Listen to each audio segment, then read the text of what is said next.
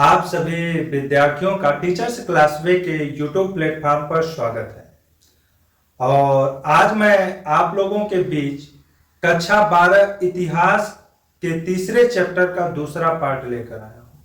तीसरे चैप्टर का नाम है बंधुत्व, जाति तथा वर्ग। इसके पहले पार्ट में हम इसकी कुछ महत्वपूर्ण तथ्यों पर चर्चा किए थे। आज हम दूसरे पार्ट में इसके दूसरे महत्वपूर्ण तथ्य सातवाहन राजवंश के विषय में चर्चा करेंगे और इसी पार्ट में हम सातवाहन राजवंश को कंप्लीट भी करेंगे। तो चलिए शुरुआत करते हैं। जैसा कि हमने,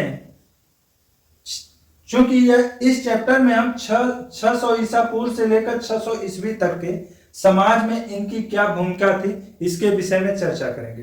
तो हमने देखा था दूसरे चैप्टर राजा, किसान और नगर में हमने देखा था कि 600 ईसा पूर्व से लेकर 600 ईस्वी के मध्य तक किस तरह से भारतीय राजनीति में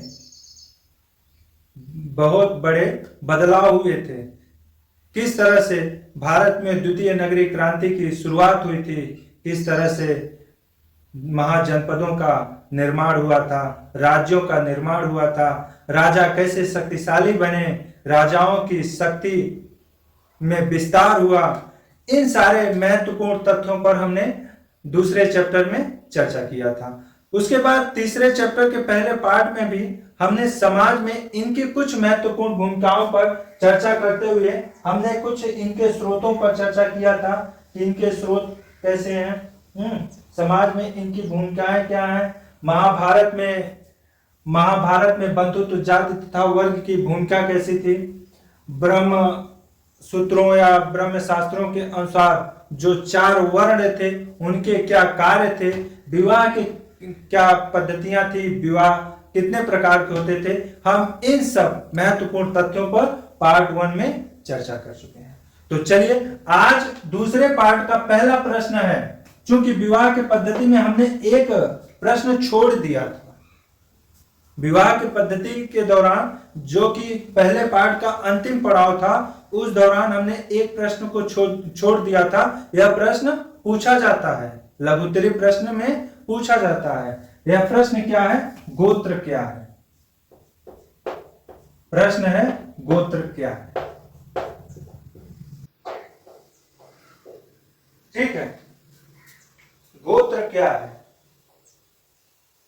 इसी मार्कर से लिखिए। तो उत्तर में लिखिए गोत्र एक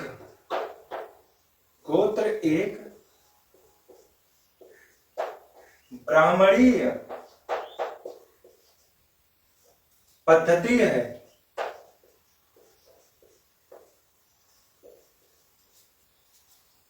जो लगभग 1000 ईसा पूर्व में 1000 ईसा पूर्व के बाद प्रचलन में आई।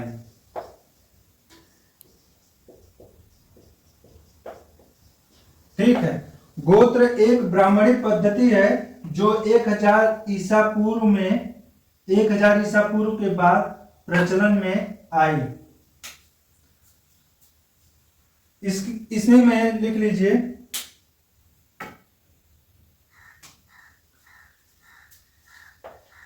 प्रत्येक गोत्र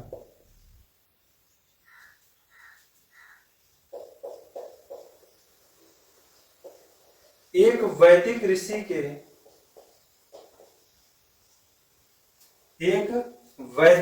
के नाम पर होता है,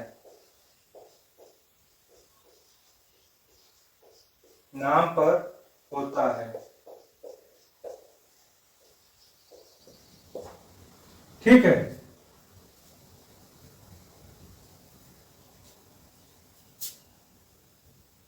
प्रत्येक गोत्र एक वैदिक ऋषि के नाम पर होता है।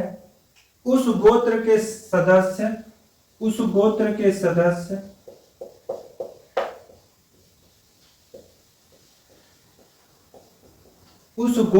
सदस्य उस ऋषि के वंशज, उस ऋषि के वंशज कहलाते हैं, वंशज कहलाते हैं।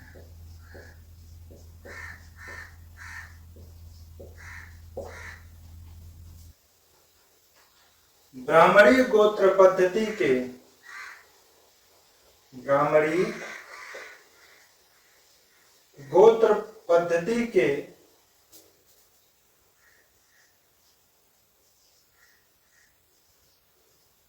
दो नियम होते हैं।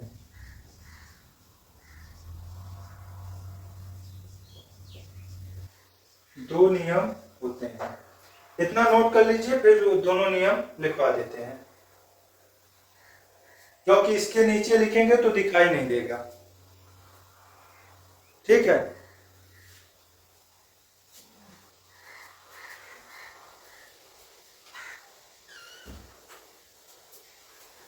इसके नीचे अगर लिखेंगे तो दिखाई नहीं देगा, इसलिए आप लोग इतना नोट कर लीजिए या इसका स्क्रीन शॉट ले लीजिए।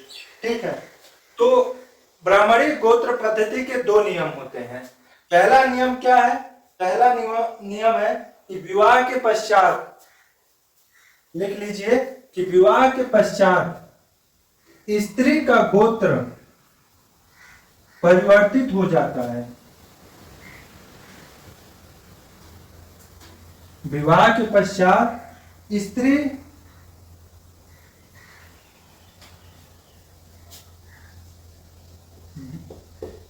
आगे लिखिए, विवाह के पश्चात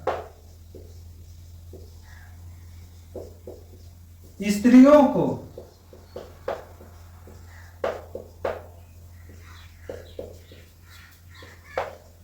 पिता के स्थान पर पति के गोत्र से पहचाना जाता है। ठीक है, ये पहला नियम है। दूसरा नियम है, एक ही गोत्र के लोग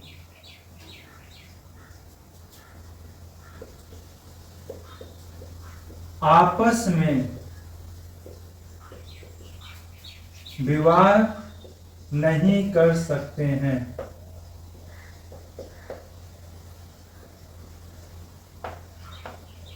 विवाह नहीं कर सकते हैं। ठीक है, यह दोनों नियम है।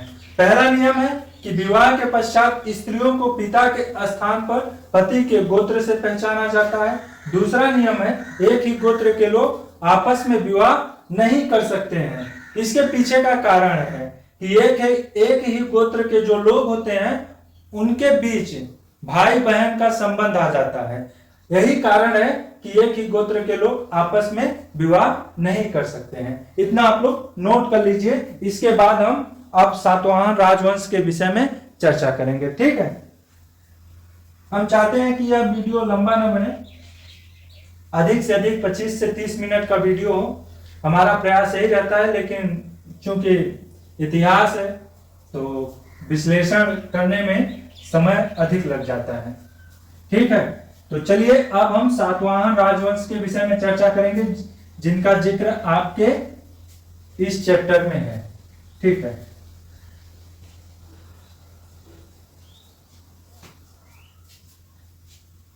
हेडिंग डाल लीजिए, सातवाहन राजवंश का उदय।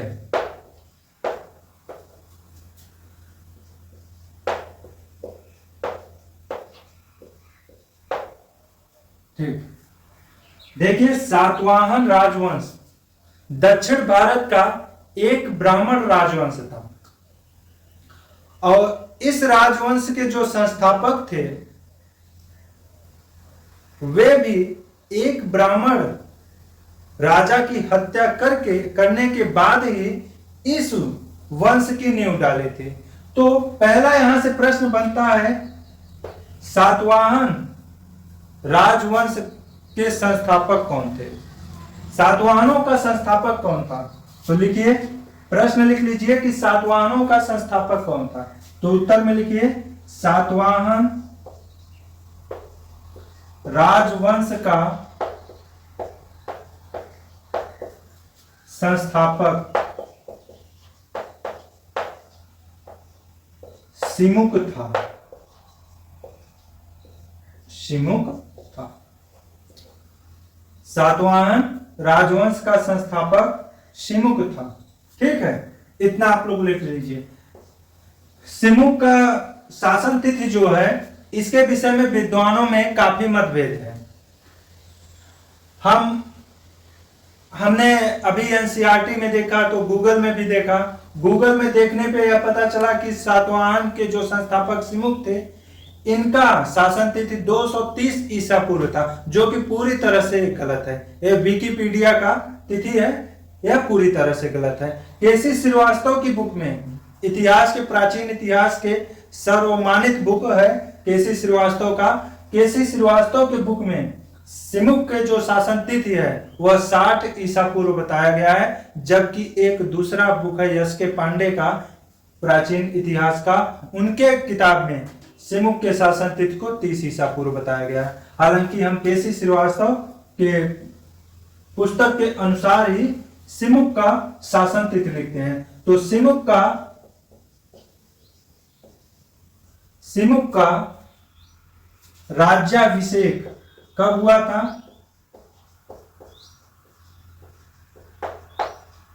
सिमुक का राज्याभिषेक 60 ईसा पूर्व में हुआ था। यही आंसर भी होगा आपके एनसीईआरटी के अनुसार भी। अकॉर्डिंग टू एनसीईआरटी के अनुसार भी ये 60 ईसा पूर्व में ही सिमुक का राज्याभिषेक हुआ था। सिमुक का राज्याभिषेक 60 ईसा पूर्व में हुआ था। ठीक है, सिमुक ने 23 वर्षों तक शासन किया था। सिमुक ने 23 वर्षों तक शासन किया था। 37 ईसा पूर्व में इनकी मृत्यु हो गई थी। तो इसे आप नोट करना चाहें तो लिख लीजिए, बाकी हम नहीं लिखेंगे क्योंकि वो महत्वपूर्ण नहीं है। सातवाहन राजवंश का संस्थापक सिमुक था। सिमुक का राज्याभिषेक 60 ईसा पूर्व में हुआ था। सिमुक के समय सिमुक ने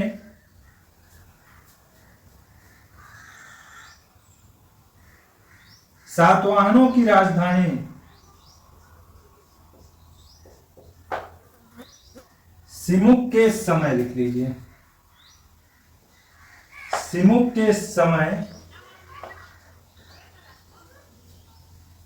सातवाहनों की राजधानी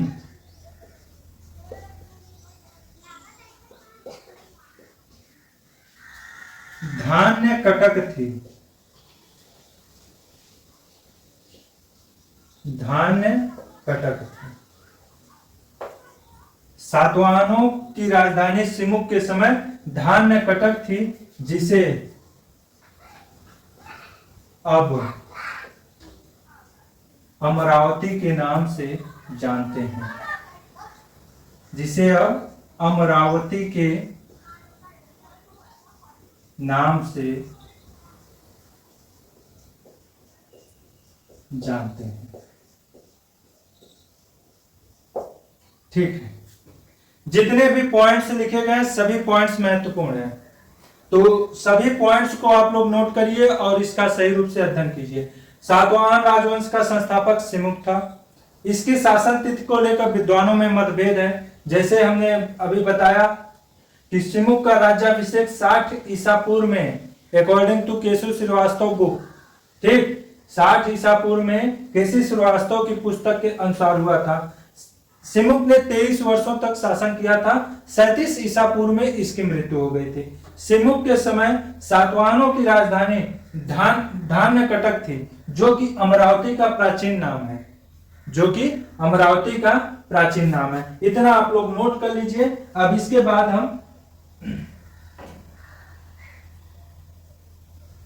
अगले महत्वपूर्ण बिंदुओं पर चर्चा करेंगे। ठीक है, यहां पर एक चीज और अगर लिखना चाहते हैं तो लिख लीजिए, सातवाहन एक हिंदू राजवंश था। सातवाहन एक हिंदू राजवंश था। हालांकि यह इंपॉर्टेंट नहीं है, प्रश्न पूछा नहीं जाएगा हिंदू राजवंश था।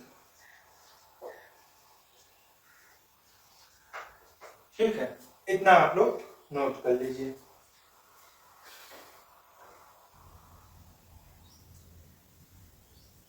चलिए देखिए, सातवाहन जो राजवंश था यह दक्षिण भारत का सबसे शक्तिशाली राजवंश था। जैसे उत्तर भारत में मौर्य राजवंश और गुप्त राजवंश थे, उसी तरह से दक्षिण भारत में सबसे शक्तिशाली राजवंश थे सातवाहन। सबसे शक्तिशाली राजवंशों में सातवाहन थे। तो सातवाहन राजवंश के उदय में अब हम अगला जो महत्वपूर्ण प्रश्न है जो कि पूछा जाता है आपके बोर्ड परीक्षाओं में भी कि सातवाहन राजवंश का दूसरा नाम क्या है। प्रश्न लिख लीजिए कि सातवाहन राजवंश का दूसरा नाम क्या है। तो हम हेडिंग डाल देते हैं सातवाहनों के अन्य नाम।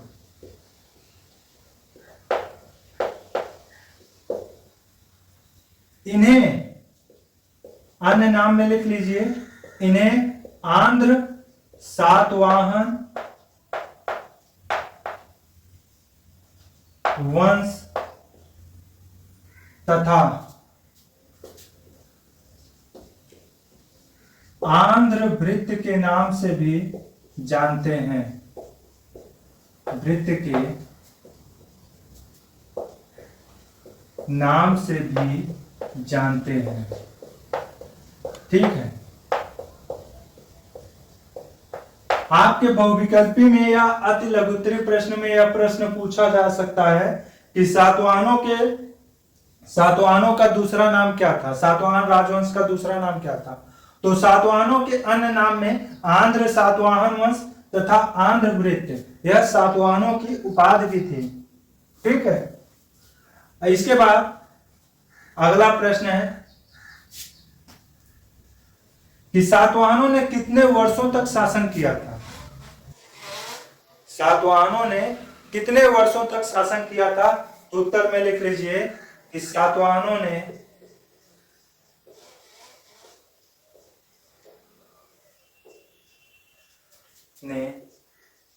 लगभग 300 वर्षों तक शासन किया था।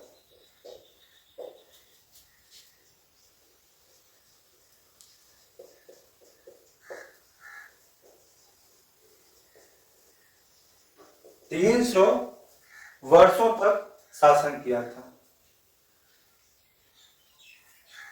सातवाहनों ने कितने वर्षों तक शासन किया था। सातवाहनों ने लगभग 300 वर्षों तक शासन किया था।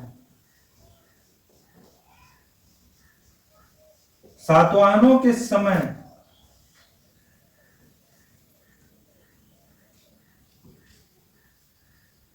सातवाहनों की जो राजधानी थी वह गोदावरी नदी के तट पर थी। ठीक है, अगला प्रश्न है कि सातवाहनों की राजकीय भाषा क्या थी। अगला प्रश्न है सातवाहनों की राजकीय भाषा क्या थी। तो इसका उत्तर लिखिए कि सातवाहनों की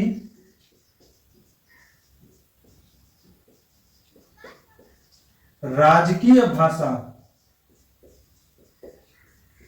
संस्कृत थी। बाद में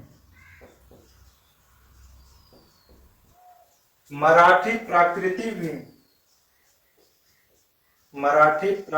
भी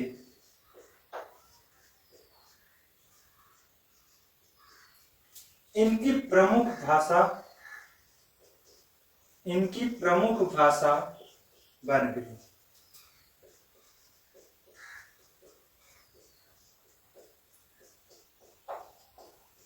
ठीक है, सातवाहनों की राजकीय भाषा संस्कृत थी। क्या थी? संस्कृत थी। बाद में मराठी प्राकृत भी इनकी प्रमुख भाषा बन गई। हालांकि राजकीय भाषा संस्कृत थी। सातवाहनों ने कितने वर्षों तक शासन किया?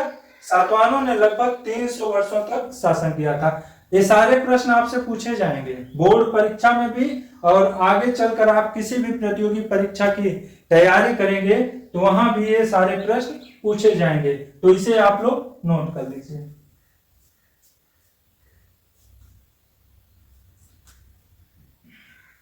चलिए,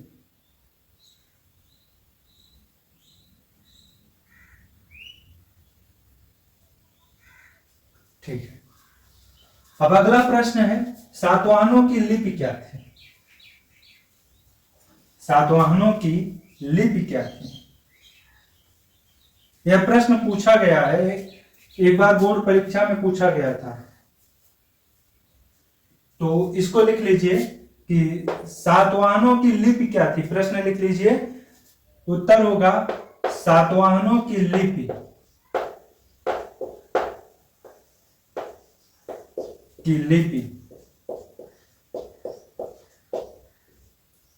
ब्राह्मी थी।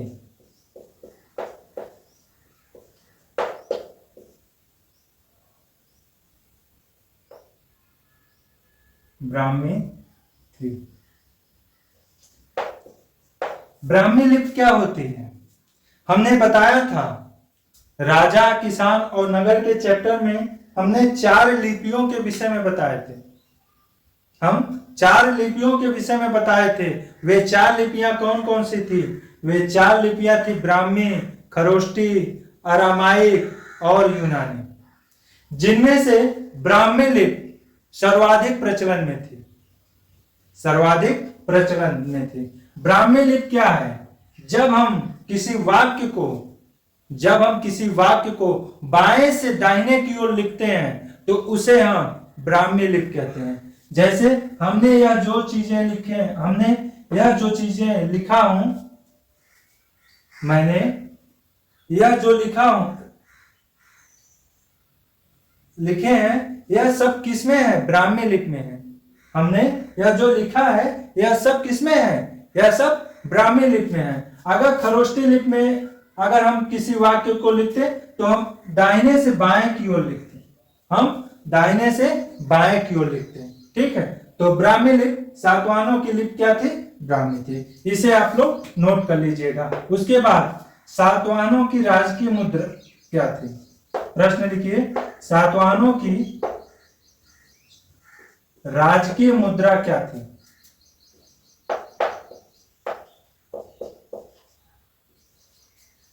तो उत्तर में लिखिए, सातवाहनों की राजकीय मुद्रा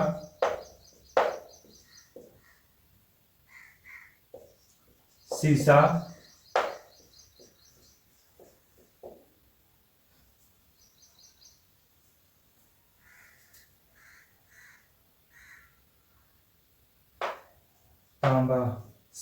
तांबा और कांसे के सिक्के थे। नहीं, सातवाहनों की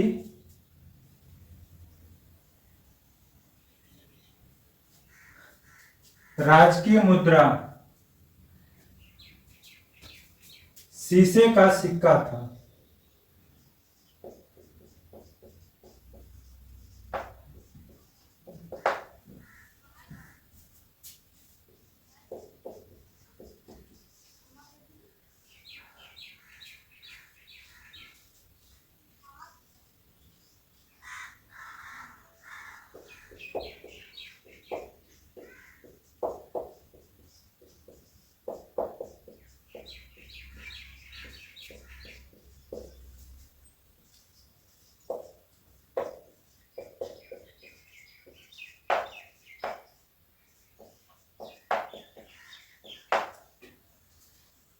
ठीक है, सातवाहनों की राजकीय मुद्रा शीशे का सिक्का था।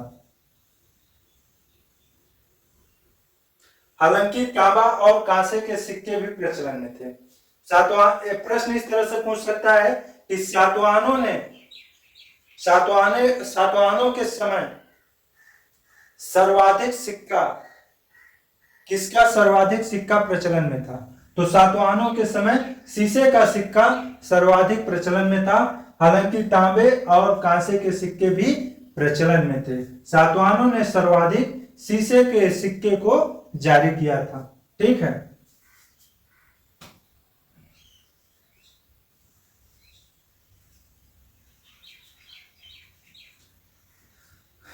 सातवाहनों की जानकारी का स्रोत क्या है? प्रश्न लिख लीजिए। अगला प्रश्न है कि सातवाहनों के जानकारी के स्रोत क्या थे? तो लिखिए उत्तर में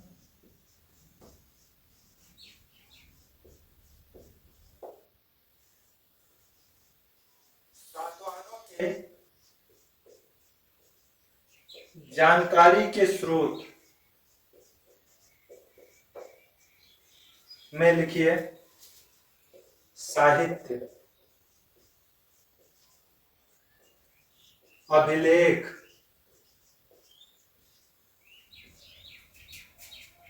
यात्रा वृत्तांत,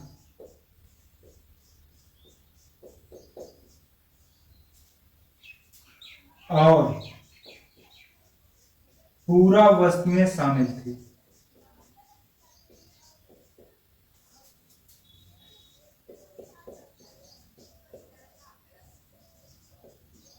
ठीक है, सातवाहनों के जानकारी के स्रोत क्या थे? साहित्य, अभिलेख, यात्रा वृत्तांत और पूरा वस्तुएं। इसे आप लोग नोट कर लीजिए।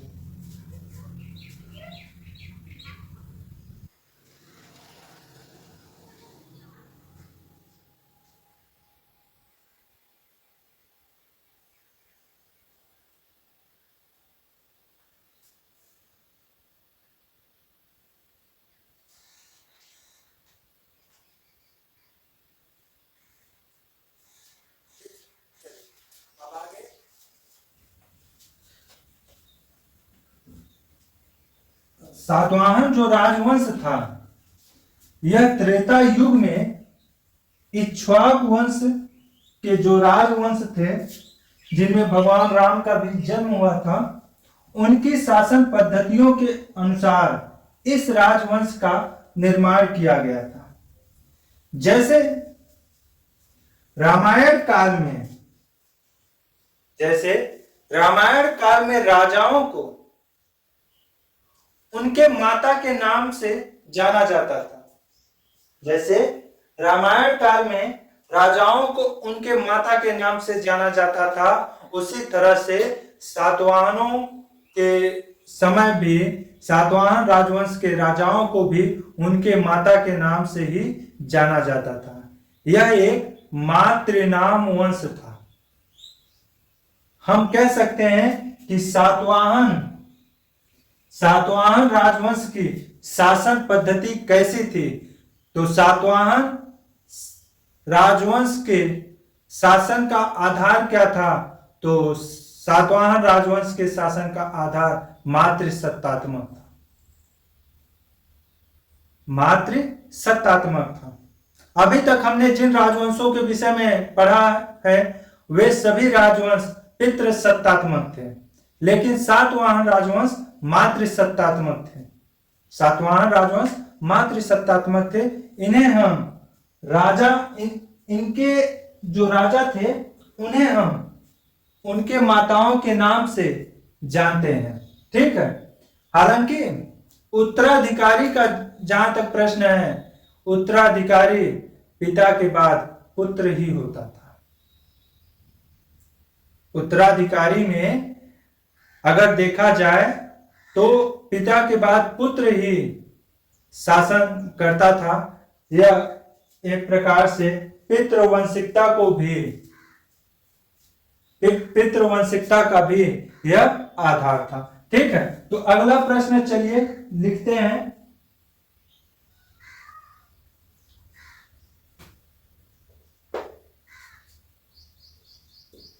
लिख लीजिए, सातवाहन राजवंश मातृसत्तात्मक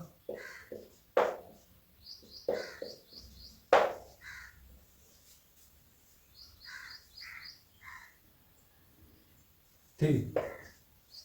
सातवाहन राजवंश मातृसत्तात्मक था। ठीक है। इसके आगे लिखिए प्रश्न। हमने पिछले चैप्टर में अग्रहार के विषय में चर्चा किया था कि अग्रहार क्या था। तो अग्रहार ब्राह्मणों को जो भूमि दान में दी जाती थी, उसे हम अग्रहार कहते हैं। हमने यह भी बताया था कि सातवाहनों ने ही सर्वप्रथम ब्राह्मणों को मुद्रा के बदले में भूमि दान देने की प्रथा को प्रारंभ किया था, जिसे बाद में अग्रहार के नाम से जाना गया। तो लिखिए, जैसे रामायण काल में इक्ष्वाक वंश के जो राजा होते थे वह ब्राह्मणों को भूमि दान में देते थे, ब्राह्मणों का बहुत सम्मान करते थे। तो उसी तरह से सातवाहन राजवंश में भी ब्राह्मणों का सम्मान बहुत अधिक था, क्योंकि यह राजवंश ब्राह्मण राजवंश भी था। इस राजवंश की स्थापना सिमुक ने सुशर्मन की हत्या करके इस राजवंश की नींव डाली थी। ठीक है, तो लिखिए, ब्राह्मणों को, प्रश्न लिखिए, ब्राह्मणों को सर्वप्रथम किसने भूमि दान देने की प्रथा का प्रारंभ किया था? प्रश्न लिखिए कि ब्राह्मणों को सर्वप्रथम किसने भूमि दान देने की प्रथा का शुभारंभ किया था? तो उत्तर में लिखिए सातवाहन। सातवाहनों ने सर्वप्रथम ब्राह्मणों को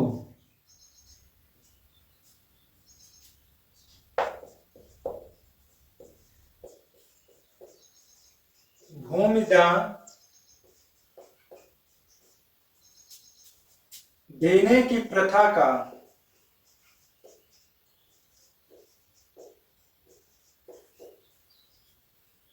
शुभारंभ किया था।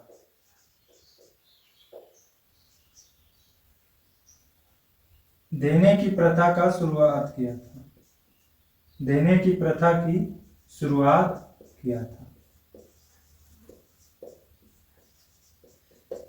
जिसे अग्रहार के नाम से जाना जाता है।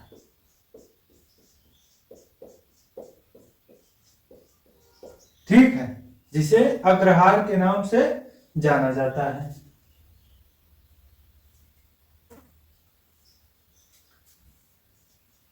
ठीक, इतना हो गया। इसके बाद एक और महत्वपूर्ण प्रश्न है, उसे नोट कर लीजिए। फिर इस राजवंश के कौन से राजा महत्वपूर्ण थे, हम उनके विषय में चर्चा करेंगे। उसके बाद इस पार्ट को कंप्लीट कर देंगे। तो चलिए, अगला प्रश्न है कि अजंता और एलोरा की गुफा का निर्माण किस राजवंश ने करवाया था? तो उत्तर प्रश्न लिख लीजिए, अजंता और एलोरा की गुफा का निर्माण किस राजवंश ने करवाया था? तो उत्तर में लिखिए सातवाहन। सातवाहनों ने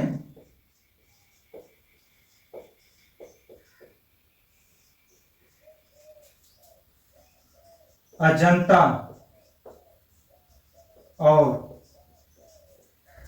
एलोरा के गुफा का निर्माण भी करवाया था।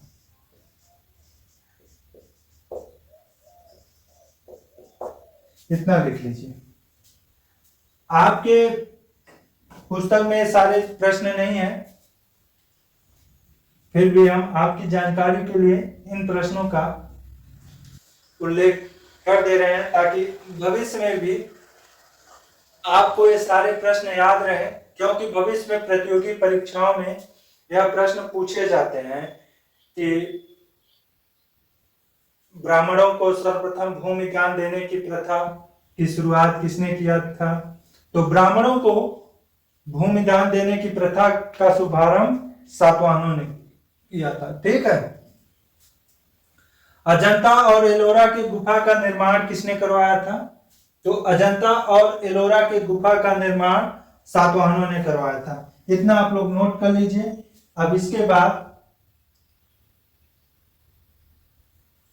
हम सातवाहन राजवंश के कुछ प्रमुख राजाओं के नाम पर चर्चा करते हैं। 1-2 मिनट की और क्लास है बस, ठीक है। आप लोग बने रहिए, 1-2 मिनट की और यह क्लास है, इसके बाद हम इस क्लास को समाप्त कर देंगे, ठीक। चलिए, तो सातवाहनों के कुछ प्रमुख राजाओं के नाम हम लिखते हैं, वहां से जो प्रश्न बनते हैं उसको लिखिए, उसका उत्तर हम देते हैं, ठीक है। पहला प्रश्न है कि सातवाहन राजवंश का प्रथम शासक कौन था। लिखिए आप प्रश्न कि सातवाहन राजवंश का प्रथम शासक कौन था, ठीक है।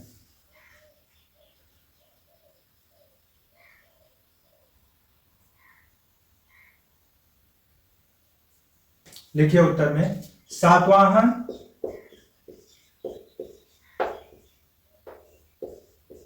राजवंश का प्रथम राजा सिमुक था।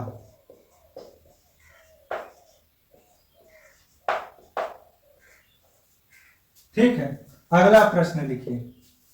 सातवाहन राजवंश का प्रथम राजा सिमुक था, यही सिमुक ने ही इस वंश की नींव डाली थी।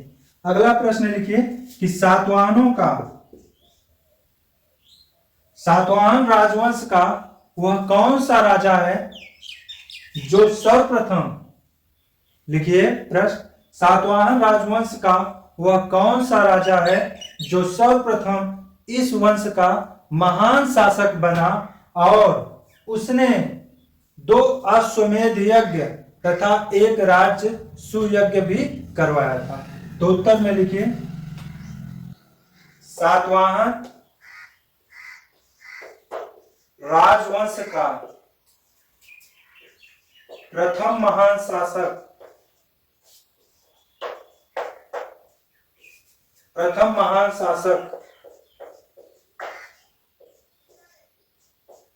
सातकर्णी प्रथम था।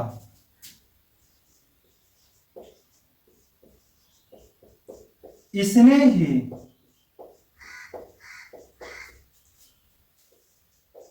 2 अश्वमेध यज्ञ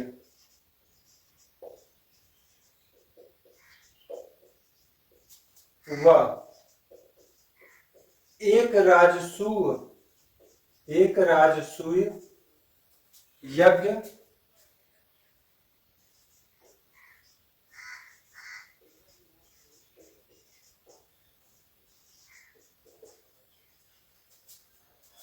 ठीक है।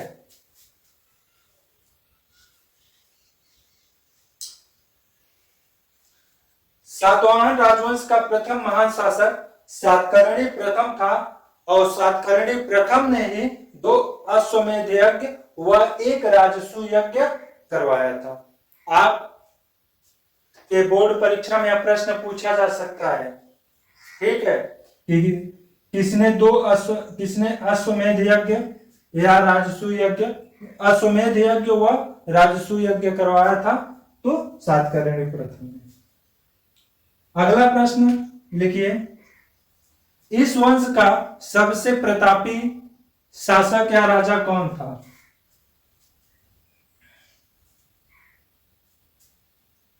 लिखिए, गौतमी पुत्र सातकर्णी।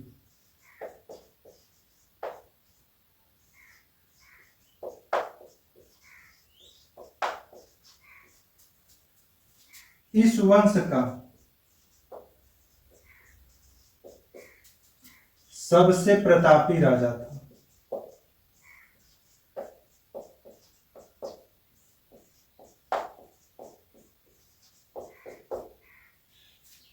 क्योंकि इसने ही नहपान को हराया था, ठीक है, क्योंकि इसने ही नहपान को हराया था। लिख लीजिए इसको, क्योंकि इसने ही नहपान को हराया था।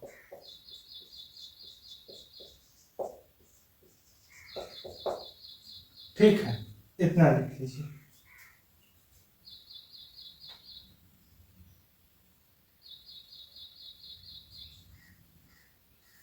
इसे नोट कर लीजिए। चलिए अगला प्रश्न है, सातवाहन राजवंश का अंतिम शासक कौन था? सातवाहन राजवंश का अंतिम शासक कौन था? प्रश्न लिख लीजिए कि सातवाहन राजवंश का अंतिम शासक कौन था? उत्तर में लिखिए, सातवाहन राजवंश का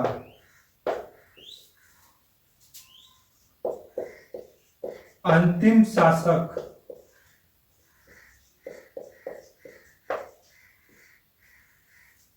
सातवाहन राजवंश का अंतिम शासक विजय था। विजय था। ठीक है।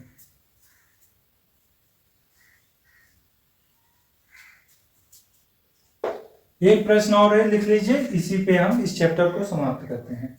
हाँ, इस भाग को, पार्ट 2 को समाप्त करते हैं।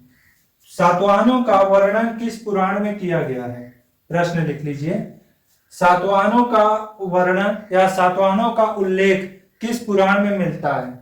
तो उत्तर में लिखिए, सातवाहनों का उल्लेख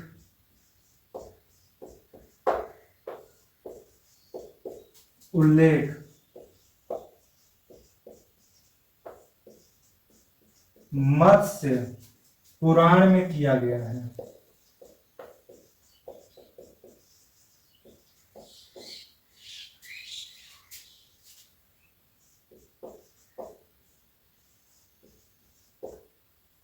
ठीक, इस पार्ट को हम यहीं पर कंप्लीट करते हैं। सातवाहन राजवंश का अंतिम शासक कौन था? विजय था। सातवाहनों का उल्लेख किस पुराण में मिलता है? मत्स्य पुराण में मिलता है। इसका आप लोग स्क्रीनशॉट ले लीजिए। इसके बाद हम कुछ एक प्रश्न है, उस पर बस मौखिक वार्ता करेंगे, उसके बाद इस पार्ट को कंप्लीट करेंगे। चलिए, प्रश्न है, क्या सातवाहनों के समय में माताओं की भूमिकाएं महत्वपूर्ण थी? क्या सातवाहनों के समय माताओं की भूमिका महत्वपूर्ण थी? तो उत्तर में होगा हाँ। क्यों? क्योंकि सातवाहन राजवंश एकमात्र सत्तात्मक राजवंश था। एकमात्र सत्तात्मक राजवंश था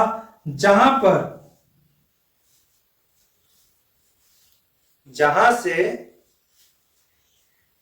माताओं के नाम से ही पुत्रों को पहचाना जाता था। हालांकि यह बात और है कि उत्तराधिकार के चयन में इनकी कोई भूमिका नहीं होती थी।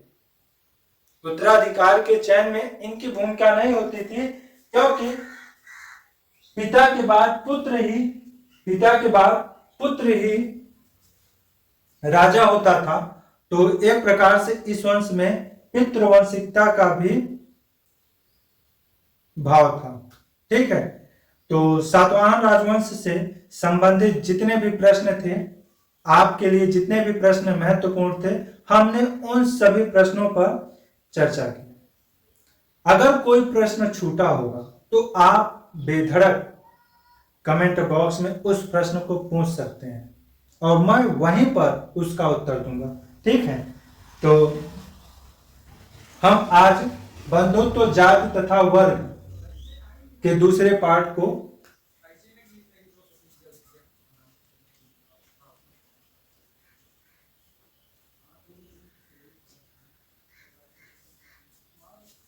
ठीक है कंप्लीट करते हैं। और यहां से जितने भी प्रश्न थे, हमने उन सभी प्रश्नों पर चर्चा किया। अगर कोई प्रश्न छूटा होगा तो उसे कमेंट बॉक्स में पूछ लीजिएगा। ठीक है, धन्यवाद।